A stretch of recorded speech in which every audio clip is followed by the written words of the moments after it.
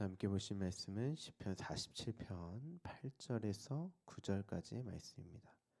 시편 47편 8절에서 9절.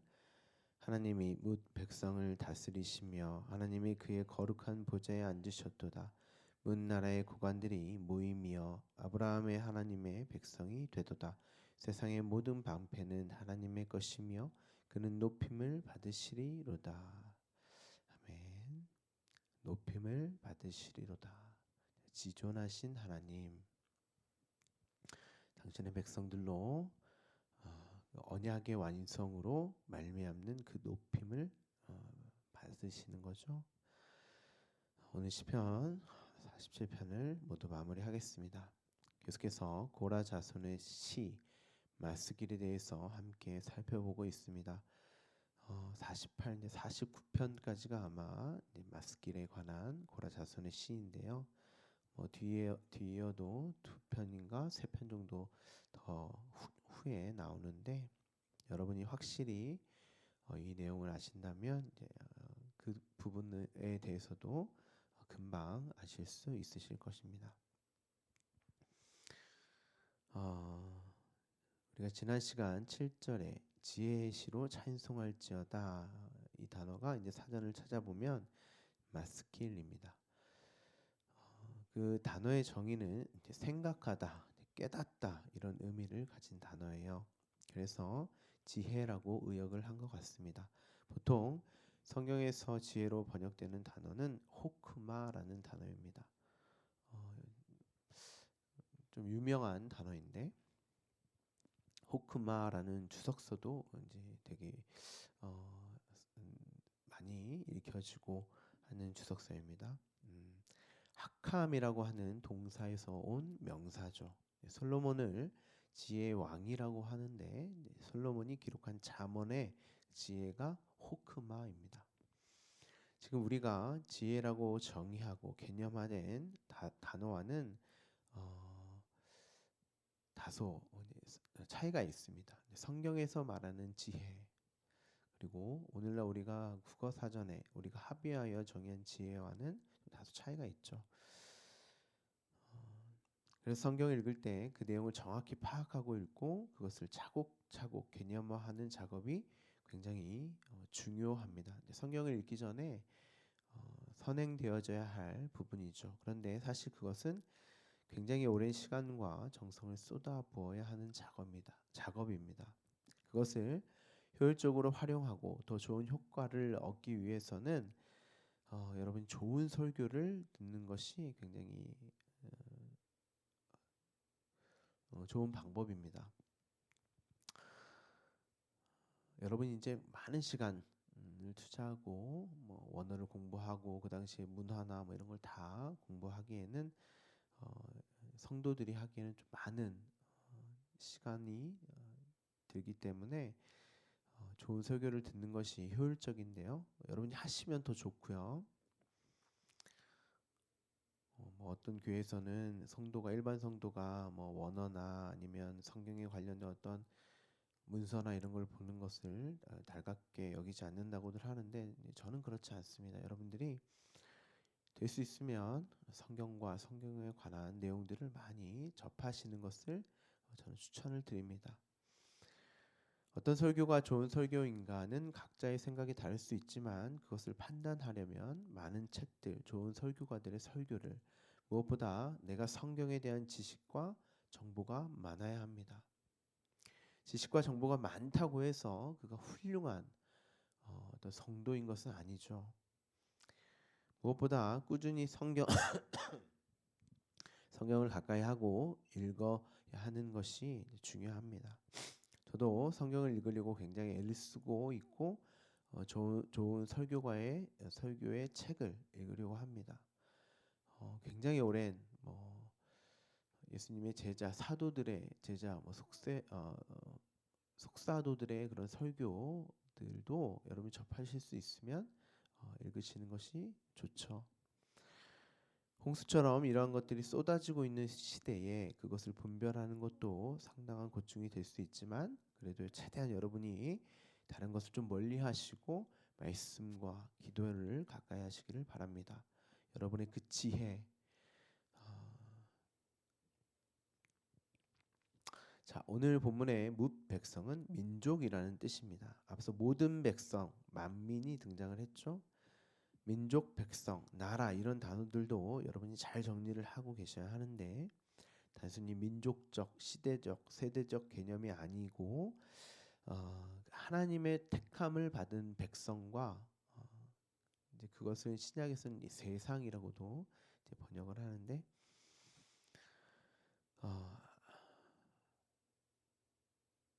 당신의 계획과 뜻 안에 있는 거룩하고 흠이 없는 자녀로 택함 받은 백성.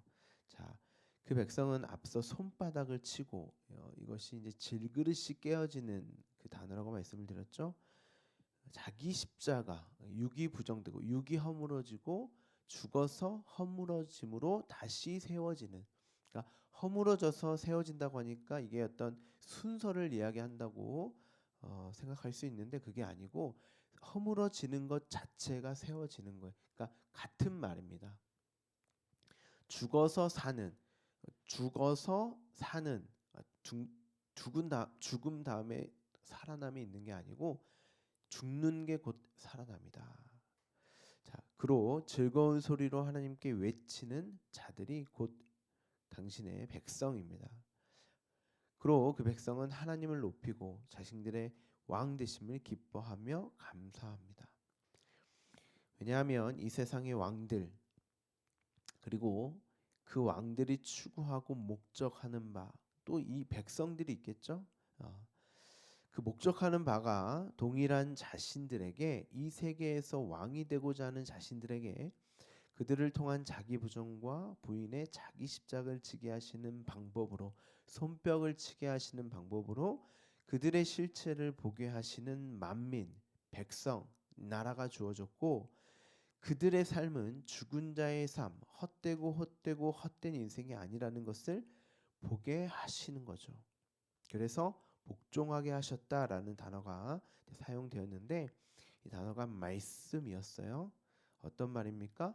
우리를 위해 하늘에 이르고자 이름을 내고자 자신의 존재됨과 가능성을 가지고 올라가려고 하는 그 자들이 가진 말, 그러한 그들의 실체, 그 말의 실체를 폭로하고 드러내기 위해서 주어진 말이 무엇이었습니까? 그들이 가지고 있는 말이 무엇인지를 보게 하는 말, 율법이죠. 죄를 죄되게 하는 말. 그래서 율법 아래에 당신의 백성을 두셨다. 죄 아래에 두셨다라고 말을 하는 것입니다. 그런데 그러한 자신들이 그 말을 가지고 있게 되면 생명이 아님을 살아갈 수 없는 것임을 확인하게 되면 그들의 그 말 위에 우뚝 똑바로 서게 된단 말이에요. 좌로나 우로나 치우치지 않고 곧게 서게 된단 말이에요. 이 단어가 언약이라는 단어입니다. 이 단어를 기둥, 스타우로스, 십자가라고도 해요. 그럼 그 말은 생명의 말이 됩니다. 그러니까 율법이라는 것도 죄를 죄되게 하지만 죄를 죄로 보게 되면 그게 의란 말이에요. 그리고 생명이란다라고 말을 한단 말이에요. 물론 하나님의 택감을 받은 백성들에게만 일어날 수 있는 일이죠. 하나님의 택하심, 당신이 사랑하시기로 한 그 백성으로 영화롭게 하시는 자, 야곱의 영화 이렇게 기록이 되어 있었죠. 그 영화는 자기 십자가를 지고 나를 근거하여 이 육을 강하고 힘있게 만드는 이 육의 가능성을 가지고 살아가게 하는 그 말이 아닌 생명의 말로 살아야 하는 자이구나 하면 그것이 야곱의 영화, 곧 이스라엘의 영화, 영적 이스라엘 교회의 영화, 저와 여러분의 영화란 말이에요.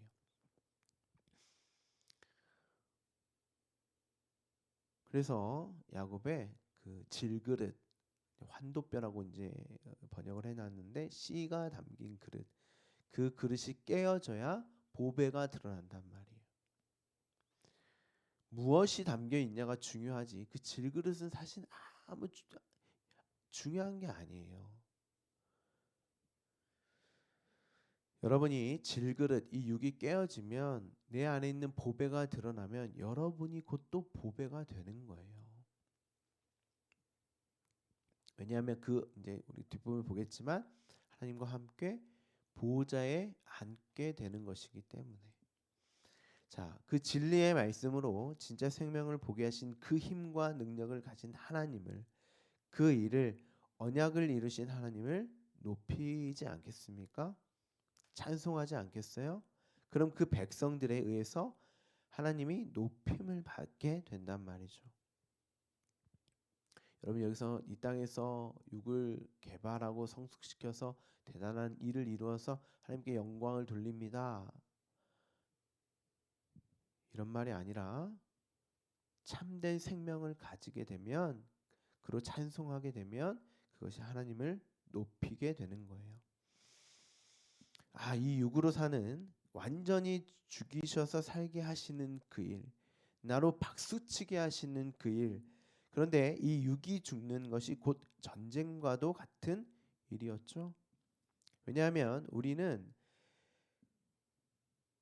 하나님으로 육이 아닌 말씀, 영, 생명으로 살게 하셔서 똑바로 세워져야 하는데, 그 신부로 신랑 옆에 서게 되는 거죠. 말씀 위에 똑바로 서게 되는 거죠. 그런데 우리는 그것을 싫어한단 말이에요. 우리는 그 신랑이 아닌 이 육을 위한 신랑을 늘 더 사랑해요. 나를 더 사랑한단 말이에요.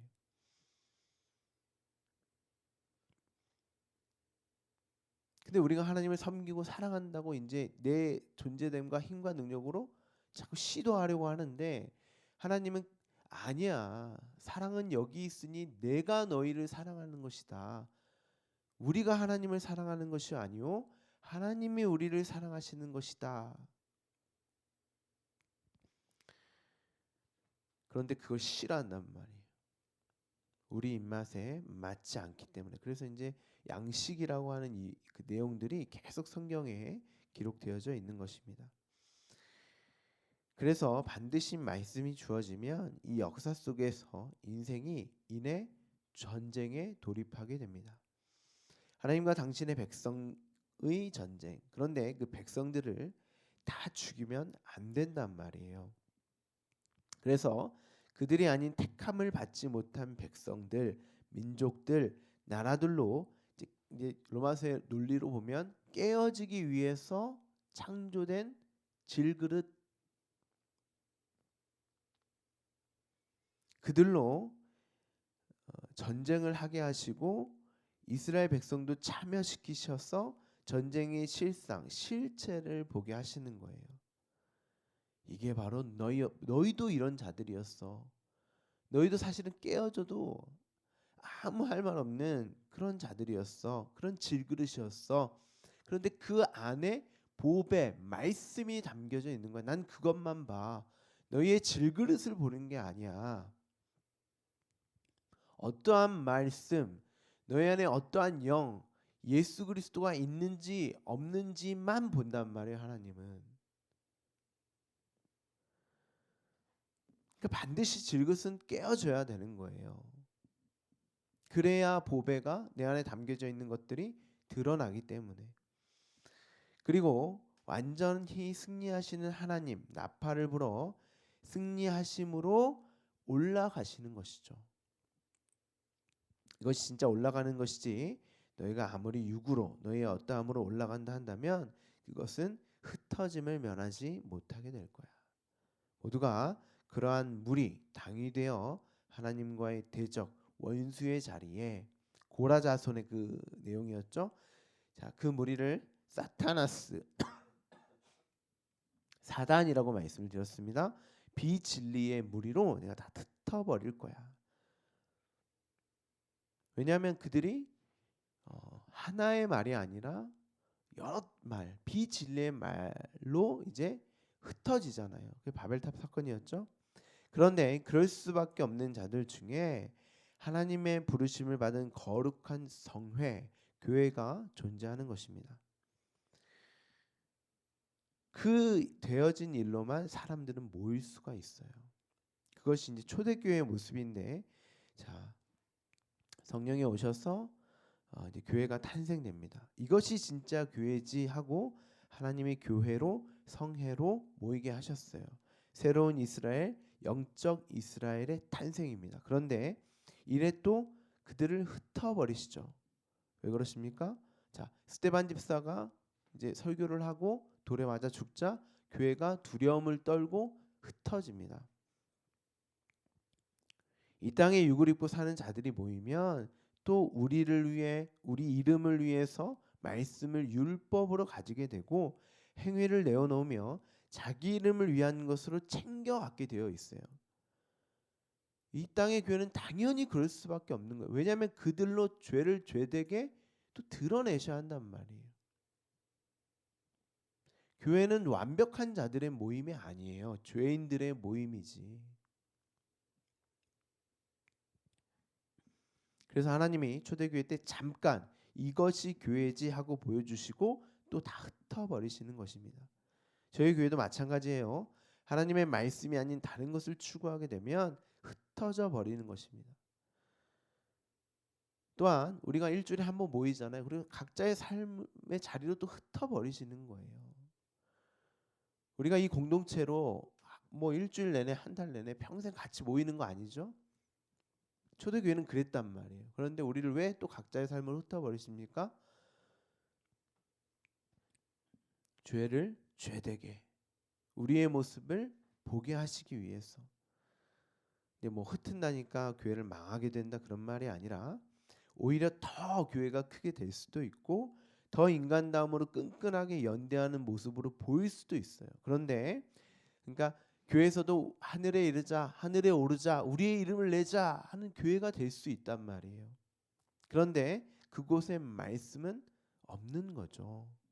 진리의 말, 생명의 말이 아닌 가짜 말, 왜곡되고 거짓된 말로 가득 차게 될 것입니다. 그러면 그곳이 비진리의 물이 회당이 되는 거예요. 거짓된 교회. 그것이 흩어지는 것입니다.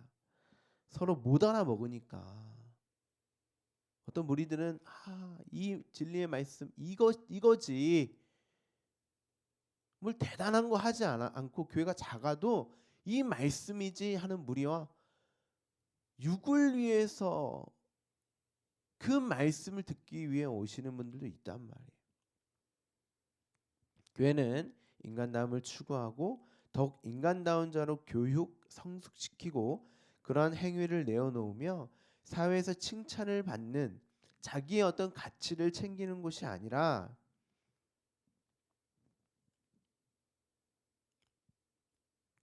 진리의 말씀을 보고 듣고 깨닫는 곳이에요. 그렇다고 뭐 이런 일을 추구하지 말라는 그런 말이 아니라 이런 일을 하지 말라 그런 말이 아니라 이왕 할 수 있으면 해야 합니다. 저희 교회도 그럴 거예요. 교회에 재정이 많아지면 우리가 함께 모이기에 더 힘쓸 것이고 더 많은 재정을 위해 뭐 주식 투자하고 부동산이나 뭐 땅 건물 사고 교회 안을 더 화려하게 하여 보여지는 것에 치중하는 것이 아니라 이왕이면 불쌍한 자들 겉옷을 주기 위해서 속옷도 함께 주는 거죠. 당연히 그런 일을 해야 합니다. 제가 이제 전도사 되기도 전이죠. 뮤지션으로 세션으로 대형 교회를 여러 다녔는데 교회가 돈이 너무 많으면 건물 사고 주식 투자하고 땅 사고 더 보여지기 위한 것들에 치중하게 되어 있습니다. 그럼 당연히 목사들은 그 돈을 더 이제 걷어야 되기 때문에 사람들이 원하는 육이 원하는 설교를 해주고 성도는 교회에 이제 투자를 하죠. 내가 10,000원 헌금하면 20,000원 아니 100,000원으로 뻥튀기 할 수 있다고 생각하는 거예요. 그리고 자신이 선하고 착한 일을 하면 하나님이 감동하셔서 더 좋은 일을 하라고 더 복을 주실 확률을 이제 높인다고 생각을 하죠. 교회가 진짜 이런가? 흩어진 무리의 교회는 그런단 말이에요. 교회에 대해서 이제 비판적으로 말씀드리는 것이 아니라 비진리의 교회는 그런다는 거예요. 그리고 우리 교회도 얼마든지 그럴 수 있다는 거예요. 여러분도 저도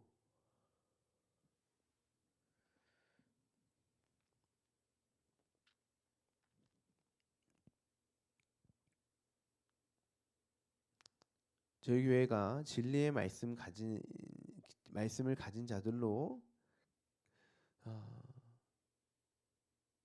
그 위에 어려운 사람도 돌보는 그런 선한 일을 하기를 간절히 원합니다.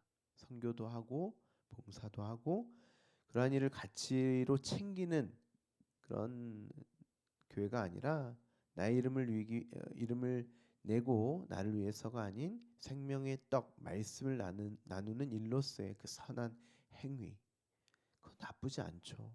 그건 반드시 해야 할 일입니다. 그런데 말씀이 사라진 상태에서 그것만 하는 자들이 너무나 많기 때문에 경각심을 드리고자 말씀을 드립니다.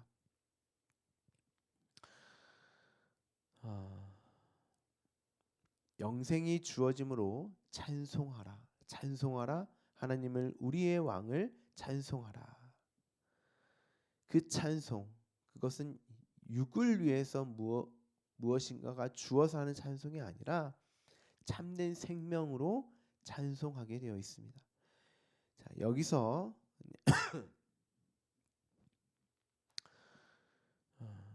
지혜의 시로 찬송할지어다 하고 시편의 기자가 말을 하고 있습니다. 반역 대적의 자리에서 신부로 아들로 삼아 주신 참 생명을 주신 그 일을 보고 듣고 깨닫는 지혜, 그 지혜로 찬송할지어다. 마스길. 자, 오늘 본문에 그들로 지존 높임을 받으시는 하나님이 어디에 앉으십니까? 거룩한 보좌죠.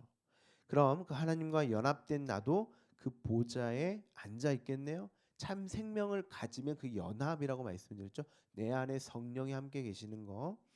그래서 요한계시록 가면 당신의 백성들이 다 그 보좌에 앉아요. 24장로가. 요한계시록에 보좌라는 단어가 가장 많이 쓰여지는데 35번이 쓰여집니다. 그 중에 우리가 이제 주일날 함께 배웠지만 한 구절만 찾아보죠. 계시록 3장 21절입니다. 이기는 그에게는 내가 내 보좌에 함께 앉게 하여 주기를 내가 이기고 아버지 보좌에 함께 앉는 것과 같이 하리라. 자, 이기는 그에게는 어떻게 이겨요? 죽어서 질그릇이 깨어져서 완전한 육의 죽음으로 하나님으로부터 패배한 자들, 그 야곱이었죠. 씨름을 하는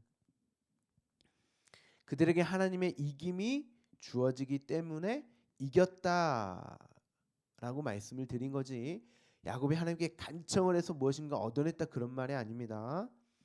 내가 내 보좌에 함께 앉게 하여 주기를. 자, 그럼 이 말은 예수님이 하신 말씀이죠. 그럼 그 신부 아들도 함께 앉게 되는 거죠. 그래서 내가 이기고, 자, 먼저 예수님도 이기셨대요. 정말 예수님이 이 땅에 육을 입고 오셔서 우리가 생각하는 이김을 성취하셨습니까? 아니죠. 오히려 패배했단 말이에요. 그 모습은, 겉으로 드러난 모습은 우리가 가지고 있는 개념으로서의 승리의 개념이 아니었잖아요. 단순히 십자가를 지고 죽으셔서 사단의 무리를 이기셨다 이렇게 생각하시면 안 돼요. 그럼 그 사단을 이기는 게 뭐냔 말이에요. 예수님도 아들이시기 때문에 자신의 뜻과 계획이 완전히 하나님에 의해서 차압당하는 자기 십자가의 삶, 자기가 부정되고 부인되는, 자, 그런데 하나님이신 예수님은 본래 그럴 수 없는 분이죠. 그래서 딱 한번 이 잔을 피할 수만 있다면 피해 주세요라고 말씀을 하셨고, 왜요? 우리에게 설명해 주시기 위해서, 승리가 무엇인지를 설명해 주시기 위해서, 이것이 진짜 승리야 이김이야라고 우리에게, 당신의 백성에게 알려주시기 위해서 그것이 내가 이김이다라고 하신 말씀이지 자기 뜻이 하나님의 아버지의 뜻으로 꺾였단 말이에요.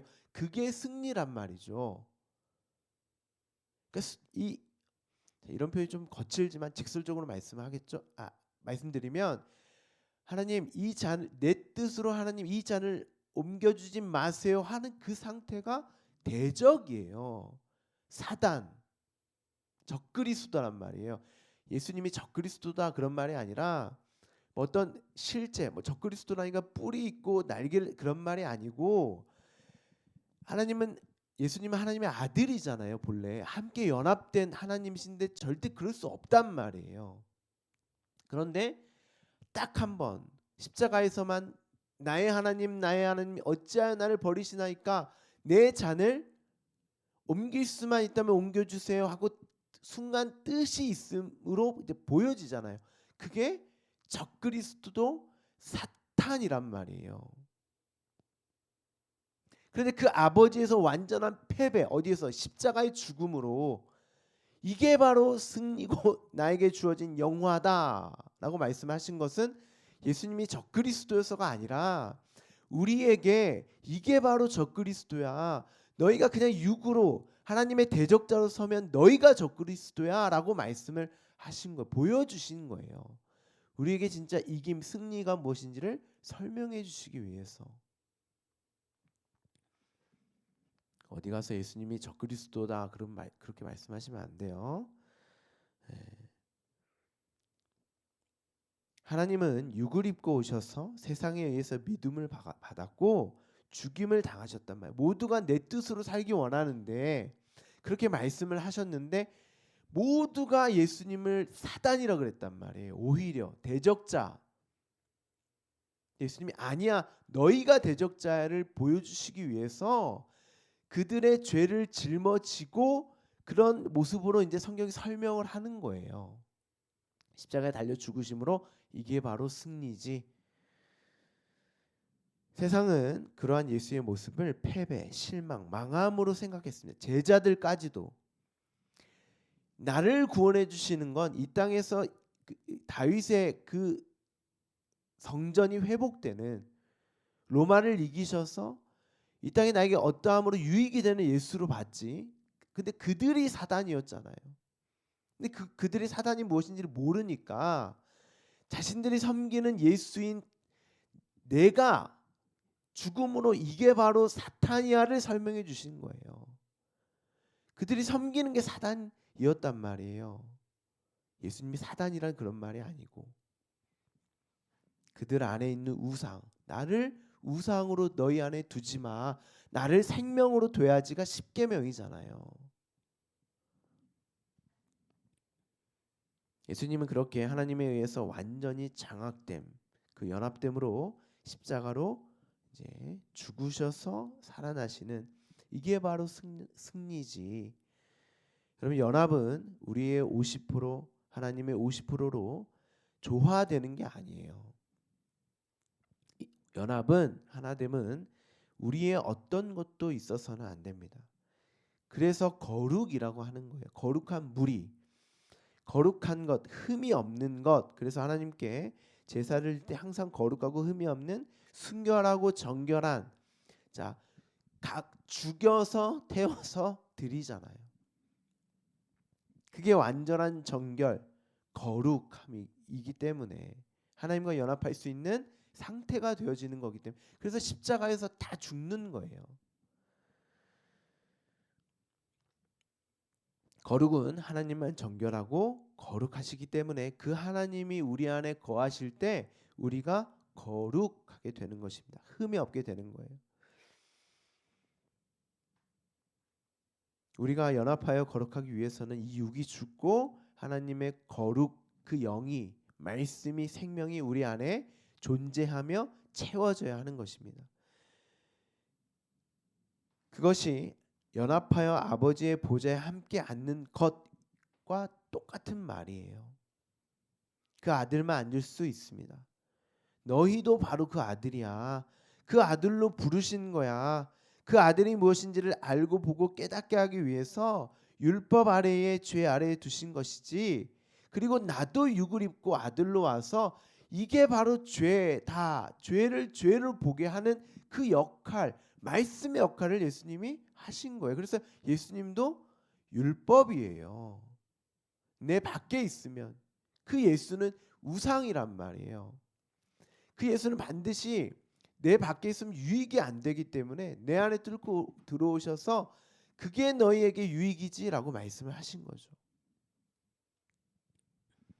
육이 아니고 영으로 살아야 거룩이고 연합이지. 그래서 육을 전부로 사는 우리에게 육이 아님을 가르쳐주는 말이 주어진 것입니다. 육이 전부인데 영을 어떻게 가르쳐 주시란 말이에요. 육이 아님을 알면 그 자를 영이라고 합니다. 영은 홀령, 유령 이런 게 아니라고 말씀드렸습니다. 영은 말이고 말씀이고 생명이다. 보세요. 그것을 아는 자들은 어떻겠습니까? 9절에 고관이라고 번역된 단어는 고위직이 아닙니다. 여러분이 이런 것을 이제 우리가 지금 시대에 가지고 있는 개념으로 본다면 예수님의 제자들과 똑같은 거예요. 복 받으니까 이 땅에서 공직자 어떤 그렇게 생각하는데 그게 아니고 사전을 찾아보면 기쁜 마음으로 함께 그것이 곧 자신의 원함으로 되는 자들, 기쁜 마음으로 자발적으로 참여하는 자들이라는 뜻이에요. 내 안에 그 생명이 있으므로 기쁜 마음으로 동참하는 자들. 그럼 진짜 자발적인 선한 일, 선교, 봉사 이런 일도 교회에서 하게 되겠죠. 내 안에 진짜 생명이 있어서 자발적으로 기쁨으로 참여하는 그 일. 근데 대부분 육으로 일을 하게 되면 조금 하면서 조금 일을 하면서 힘들어하고 한 해 만에 이걸 내가 왜 하고 있지? 이런단 말이에요. 저도 그랬어요.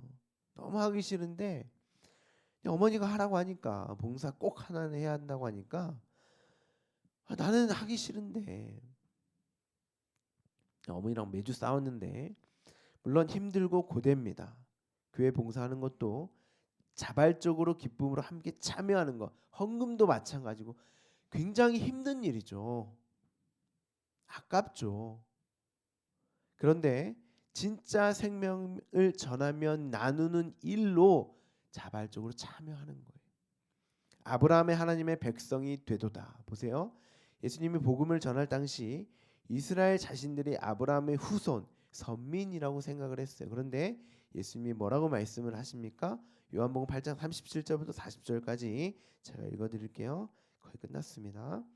나도 너희가 아브라함의 자손인 줄 아노라. 그러나 내 말이 너희 안에 있을 곳이 없으므로 나를 죽이려 하는도다. 나는 내 아버지에게서 본 것을 말하고 너희는 너희 아비에게서 들은 것을 행하느니라. 자, 예수님이 나는 아버지에게서 본 것을 말하는데 너는 너희 아버지에게서 들은 것을 행한다. 이들이 사단이란 말이에요. 이들이 예수님이 하나님이라고 생각하는 하나님을 아버지로 여겼다고 말은 하는데 야 너희가 같다고 하나님이라고 부르는데 다른 아버지네 그 말이에요. 대답하여 이르되 우리 아버지는 아브라함이라 하니 예수께서 이르시되 너희가 아브라함의 자손이면 아브라함이 행한 일들을 할 것이거늘. 자 여기서도 아브라함을 아버지라고 해요. 그러니까 여러분 아버지는 우리가 생각하는 그런 개념의 육의 생명을 주는 아버지가 아닙니다. 물론 하나님도 그런 아브라함도 그런 의미도 있죠 물론. 근데 그것만을 말하는 게 아니에요. 지금 하나님께 들은 진리를 너에게 말한 사람이 나를 죽이려 하는도다. 아브라함은 이렇게 하지 아니하였느니라. 너희가 생각하는 그 아브라함의 자손이 그것인 줄 내가 알아. 그런데 내 말이 너희 안에 없으므로 나를 죽이려 하는도다. 성경에서 말하는 그 아브라함 하나님을 너희도 말하고는 있어.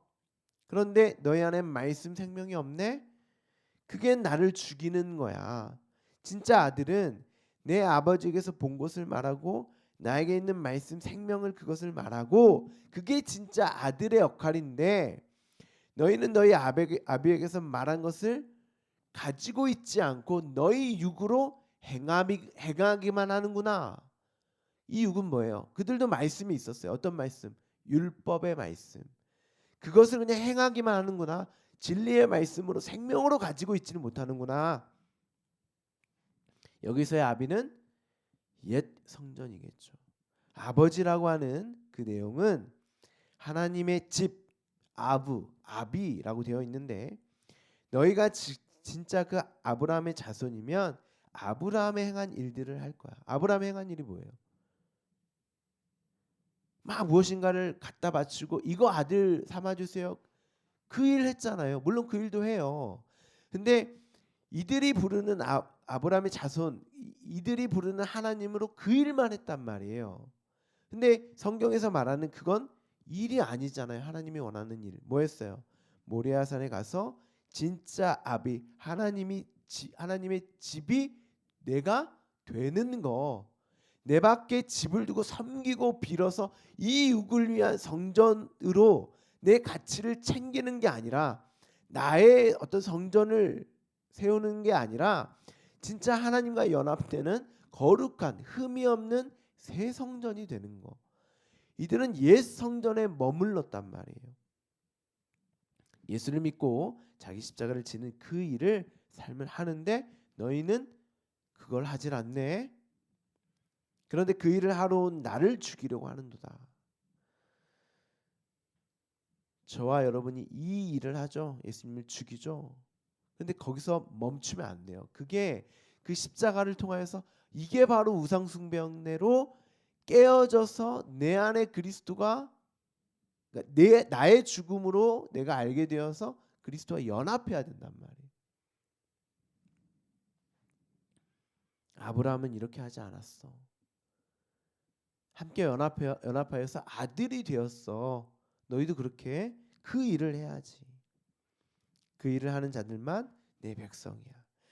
세상의 모든 방패가 가장 먼저 등장하는 곳은 창세기 15장입니다.